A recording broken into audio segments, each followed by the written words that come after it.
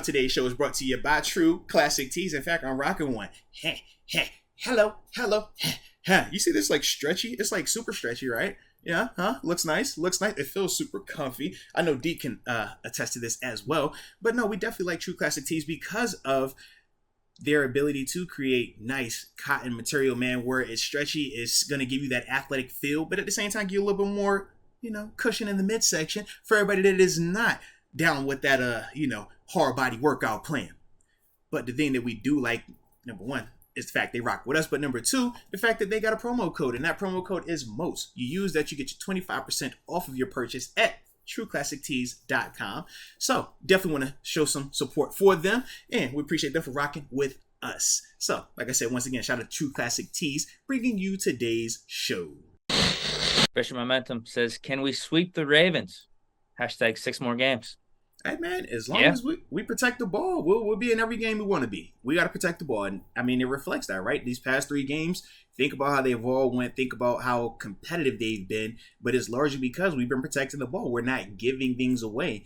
Even though we have a small margin for error, we are still a very good team if we cut down on the self-inflicted stuff. And that's the beauty of our situation. It's essentially a gift and a curse, right? Because that's why we feel like we can be really good at times, but then it's really frustrating when we're dropping some of these games as well because of that inconsistency. But this is definitely a team that, I don't think it's out of the framework or out of, the realm of reality that we could beat Baltimore 2 times this season. I mean, Baltimore's a good team, but they still have some issues as well. And that's just, how the game goes because of how tight the talent is at this level. Yeah, outside of like the Chiefs and the Eagles right now, there's a lot of, even if you're a good team, you're making mistakes. You're definitely beatable. And think about even with the Eagles, it took them down to the fourth quarter with 1:20 left in the game to get past this Colts team that we just faced. And we know that Colts team is very flawed as well. So even with that, it just shows that at this level, there is never a quote unquote gimme game. Whether you're talking Jacksonville, whether you're talking the Colts, whether you're talking us in terms of how teams might view us at times. It's like all of these teams are very capable, man. Absolutely. You know what I was thinking yesterday after the game? And this is why I feel like we are in a good spot right now. I was bummed a little bit. Yeah. Obviously pumped that we won, but I actually felt like we should have closed that game out by halftime or the third quarter. Yeah. Like we should have been up by like 20 at one point, I feel like.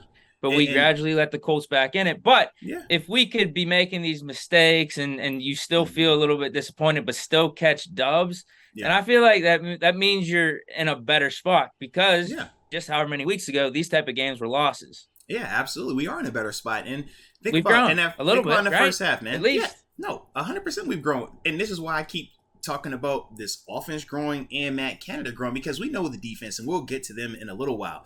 But offense has really been under the most criticism and scrutiny because of just how inconsistent or how non-productive they've been at times. But when you talk about the way that the offense started the game, I mean, the first 5 series, we got 4 scoring drives.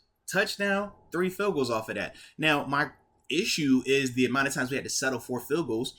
Obviously, when you talk about the one drive, I know it was the sack where Dan Moore got beat. Then the next play, it was like a blown protection, and that made us have to settle for a field goal. I can't remember what happened on the final. Oh, we might have punted that, dude. I think that was after the pick. Well, because I can remember that was the 52-yarder that Matt Wright hit or not. I know it was around that time as well.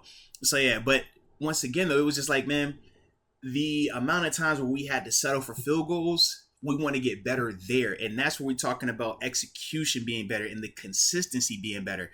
But the fact that we're talking about scoring 4 times on 5 drives to start a game, like, man, we haven't done a lot of that talking like that this year. It was times where we were just saying, can we get a first down?